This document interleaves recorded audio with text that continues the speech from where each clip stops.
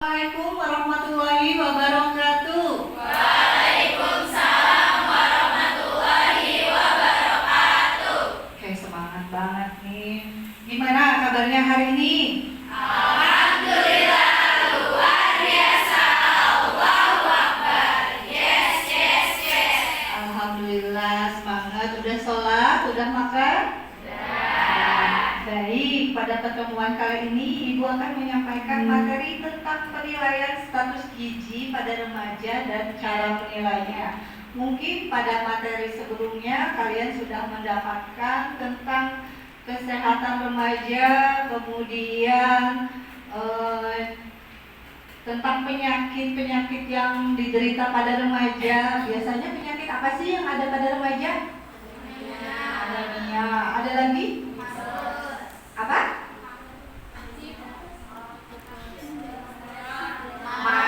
Ya, karena pola makan gitu ya. Oke, di sini Ibu mengharapkan remaja itu sehat, itu keren. Apa sih keren itu? Kreatif, kemudian energik, ya. Lalu ramah, kemudian empati, mempunyai empati yang tinggi dan bernalar. Dengan kita sehat, semua itu akan menjadi keren ya. Nah, di sini siapa yang suka sakit? Siapa yang nggak masuk sekolah karena sakit, pusing, anemia, mahnya kambuh? Nah, itu mengganggu proses pembelajaran ya. Maka dari itu kita sebagai remaja harus menjaga kesehatan. Yang menjaga kesehatan siapa? Diri kita sendiri ya. Karena kalian udah tahapan remaja, bukan anak TK lagi ya. Nah, di sini Ibu akan memberikan cara menghitung status gizi pada remaja. Kemudian kita nanti bisa menilainya melalui grafik ya. Yang pertama, pentingnya mengukur berat badan atau BB dan tinggi badan secara teratur untuk menilai status gizi pada remaja. Sebelumnya Ibu mau tanya, kalian berapa bulan sekali sih mengukur berat badan dan tinggi badan? Nggak pernah? Setahun sekali? Terakhir kapan?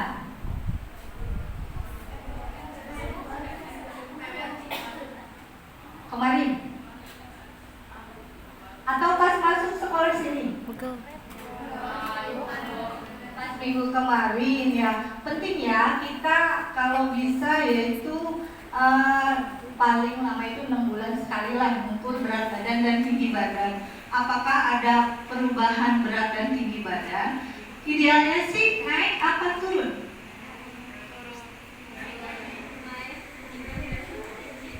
Ya, idealnya sih naiknya untuk tinggi dan berat badan, tetapi menyesuaikan ya, untuk berat badan tidak terlalu berlebihan juga gitu. Makanya kita harus menyesuaikan dengan pola makan kita. Misalkan tadi dijelaskan pada materi sebelumnya, jangan terlalu banyak makan yang mengandung kalori tinggi gitu ya, berlemak gitu, lebih banyak makan buah dan sayur. Kemudian nanti kita cara mengukur antropometri berat badan.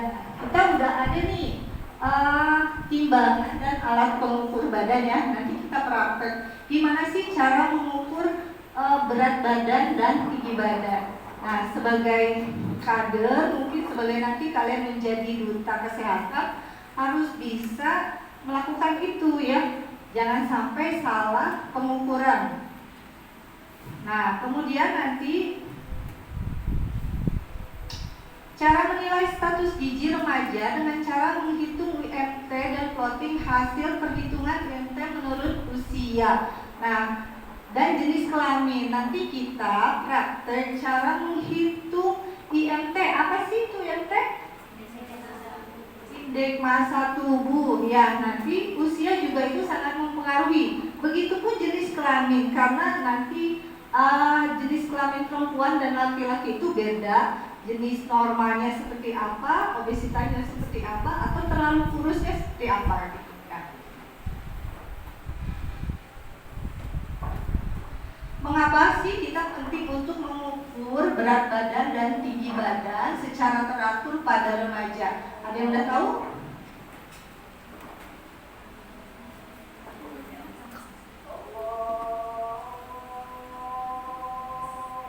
Kita tunggu aja.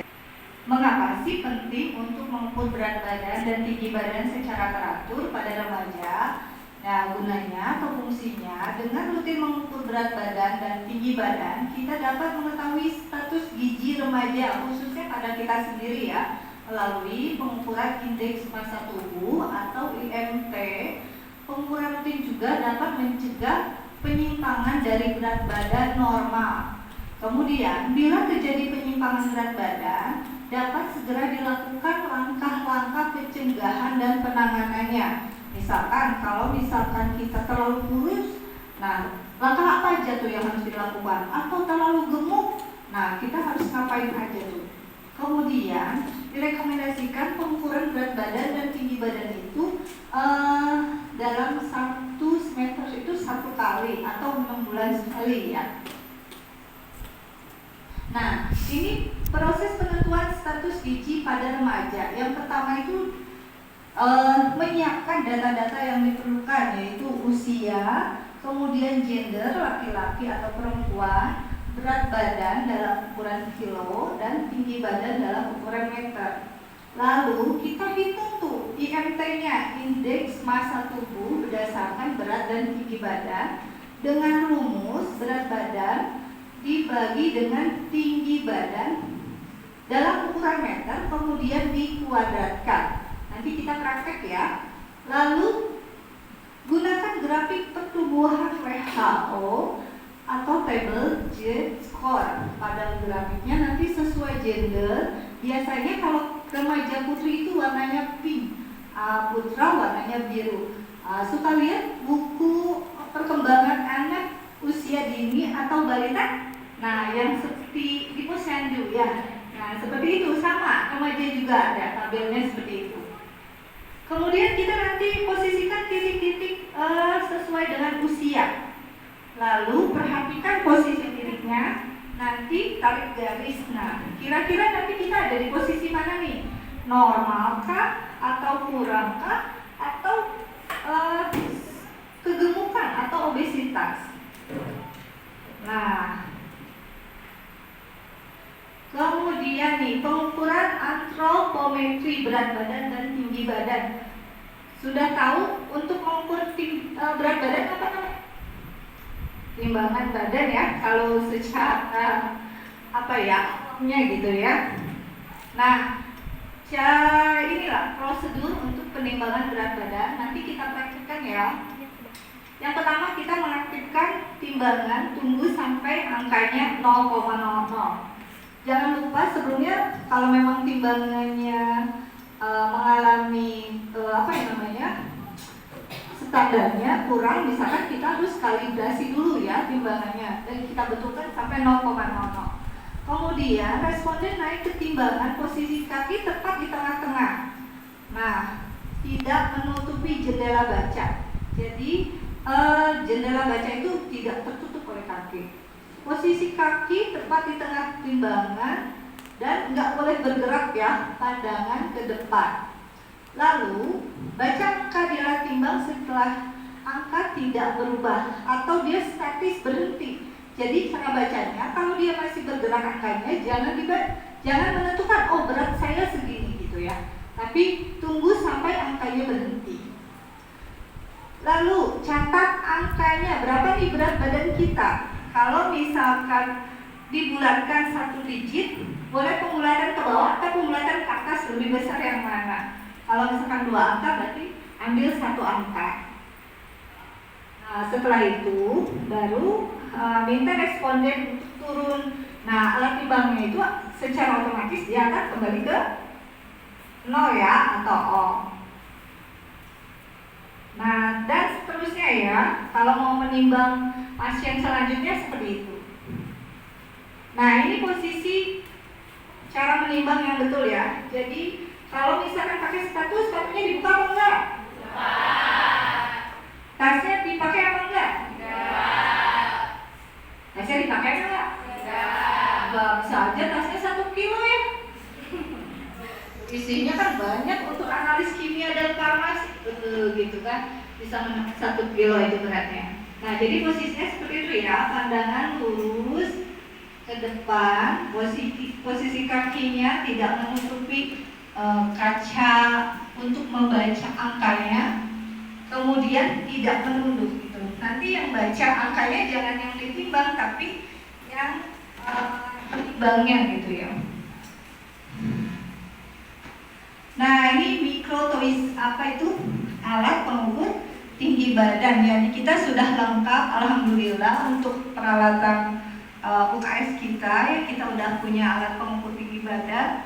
Nah, caranya pada lantai yang datar dan rata, gantungkan gandul benang untuk membantu agar posisinya tegak lurus.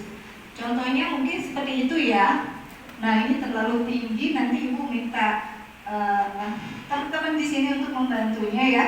Kita nanti praktek mengukur tinggi badan. Kemudian letakkan mikrotois tidak jauh dari bandul. Tarik papan penggeser tegak lurus ke atas sejajar dengan benang.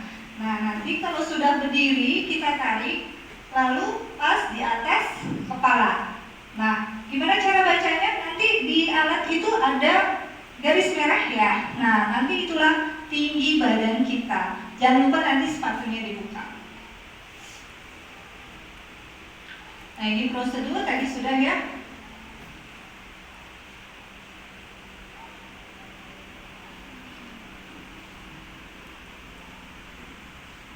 Cara memasang mungkin tadi sudah.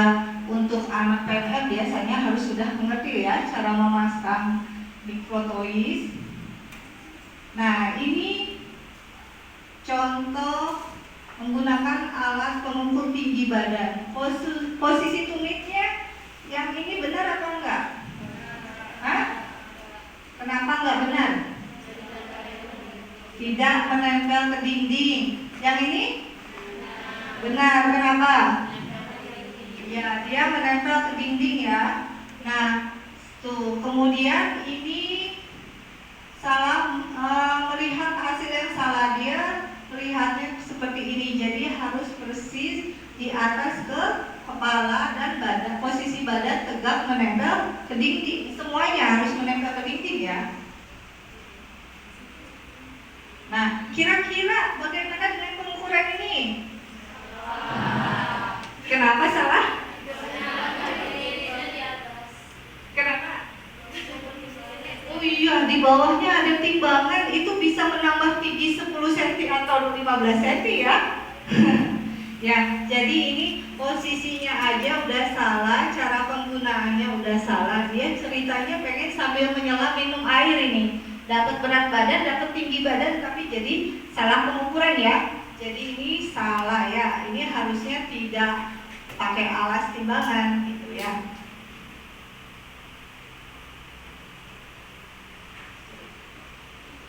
Oke.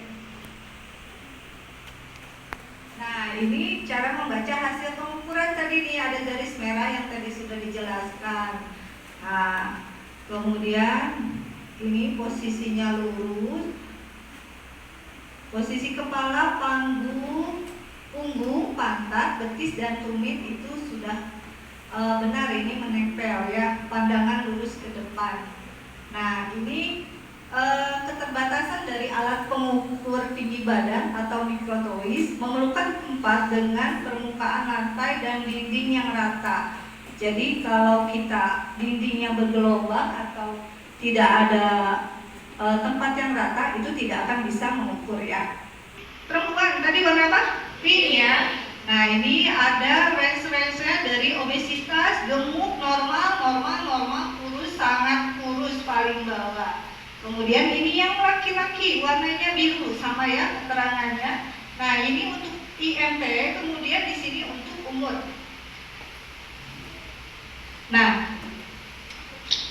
ambang batas untuk gizi yang kurang itu di -3 SD itu standar deviasi sampai -2. Kemudian gizi baik atau normal -2 sampai dengan +1. Gizi lebih plus 1 sampai plus 2. Obesitas itu lebih besar dari 2 standar deviasi ya. Nah, kalau misalkan IMT untuk anak berada pada minus 2 sampai 1, itu maka disimpulkan status gizinya normal. Langkah-langkah menentukan IMT yang pertama, hitung IMT remaja dengan rumus. Tadi apa rumusnya? Berat badan dibagi tinggi badan dalam ukuran meter dipangkatkan. Perhatikan jenis kelamin, hitung usia remaja, tahun dan bulan. Kemudian nanti kita plotting ke grafik. Lalu kita letakkan titik pada grafik tersebut, tarik garis horizontal dan vertikal pada grafik. Mulai. Oke, ya. Nah, ini cara menentukan umur. Seorang siswa sedang mengukur siswa lainnya pada tanggal 3 Juli 2004. Diketahui siswa yang diukur lahir pada 1 April 2024. Berapakah umur usia tersebut? Jadi penyelesaiannya, umur hari ini dikurang umur tanggal lahir. Nah, itulah hasilnya. Kalau memang ada berapa harinya itu diabaikan saja. Jadi yang dibaca tahun dan bulan aja ya. Nanti prosesnya dikurang. Nah, tadi misalkan tadi udah dapat berapa angkanya? Berapa? 17,9 ya. Nah, tadi umurnya berapa? 13 tahun 3 bulan. Iya, IMT-nya 17. Berarti tarik garis vertikal dan horizontal. Berarti ada di titik nih. Di titik apa dia? Normal ya. Seperti itu caranya ya, Pak. Ya, nanti kalian praktek untuk mengukur IMT diri sendiri ya.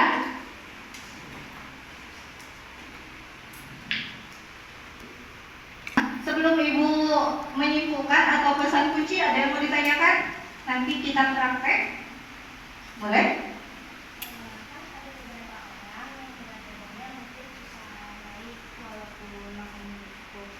Kira-kira untuk solusi yang begitu bagaimana? Ada beberapa orang yang berat badannya susah naik, walaupun makannya sudah banyak, sudah cukup. Oke, mungkin terima kasih. Siapa yang namanya? Inaya. Oke, terima kasih Inaya, pertanyaannya bagus sekali. Nah, kenapa ada orang yang seperti itu? Bisa jadi tadi pola makannya tidak diperhatikan gizinya, kalorinya. Misalkan dia lebih atau kurang dari pola gizinya. Misalkan nanti ada pola gizi yang seimbang itu seperti apa? Karbohidratnya ada, proteinnya ada, buah dan sayurnya ada. Nah, itu harus diperhatikan lagi makanan yang dikonsumsinya. Yang kedua, mungkin saja dari faktor genetik ya, atau keturunan. Sebenarnya faktor genetik itu menentukannya hanya 30%, sisanya itu faktor makanan kok. Dulu itu orang Jepang itu pendek-pendek ya. Setelah dia konsumsi banyak proteinnya itu diimpor dari Indonesia. Sekarang orang Jepang itu tinggi-tinggi kan. Nah, itu bisa mempengaruhi. Jadi faktor makanannya seperti itu.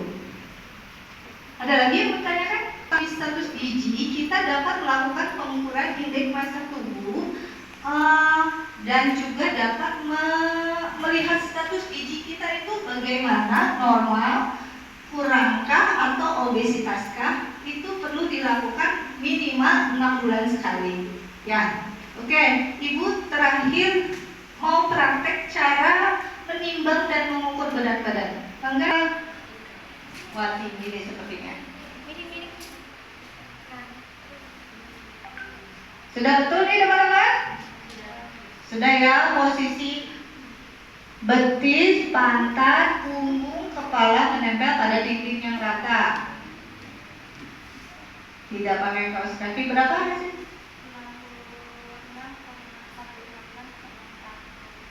166,4. Oke, terima kasih. Sekarang berat badan. Sudah posisinya nol belum?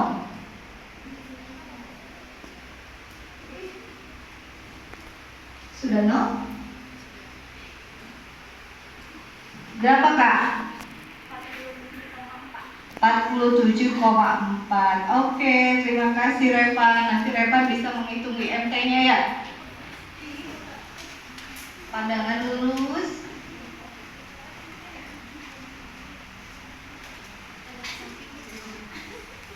Berapa Kak? 146,5. Sekarang berat badannya sudah nol Kak? Pandangan ke depan ke tunduk. Ya.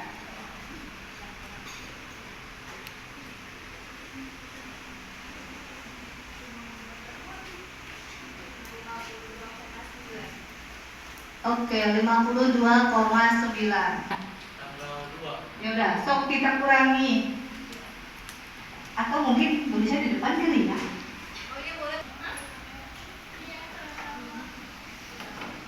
Reva, tinggi badan berapa tadi? 166,4. Tinggi badan 166,4. Berat badan 47,4. Sekarang silakan hitung IMT-nya.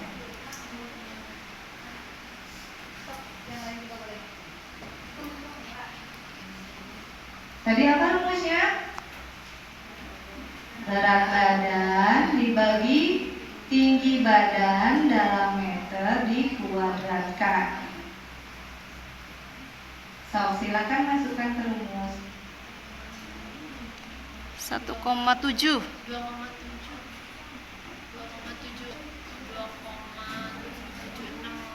2,77.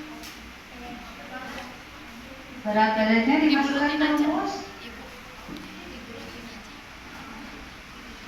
2,77. Dibagi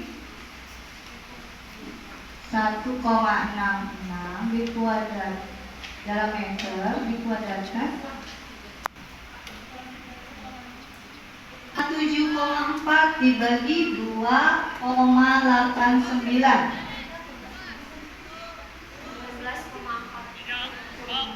Oke, 16,4. Oke, sekarang kita hitung umurnya Rehan ya. Berapa umurnya Rehan? Tanggal sekarang berapa? 7 Juni 2024. Gak ada spidol yang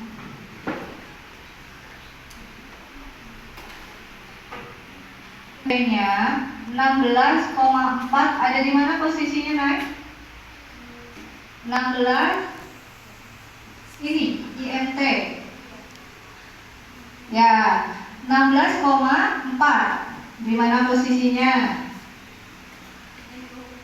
16,4 ya.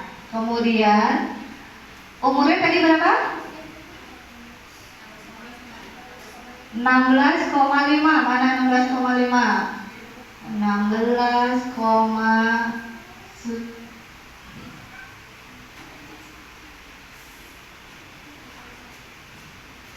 oke, 16,5 di mana Nay? Itu 16,6 berarti sebelahnya ya. Nah, tadi kan di sini ya. Nah, kira-kira tarik garis Yunai. Kita tarik garis Nay. Jadi 16, umur 16,5. Yuk, kita tarik garis. Oke. Tadi di sini ya. Sini.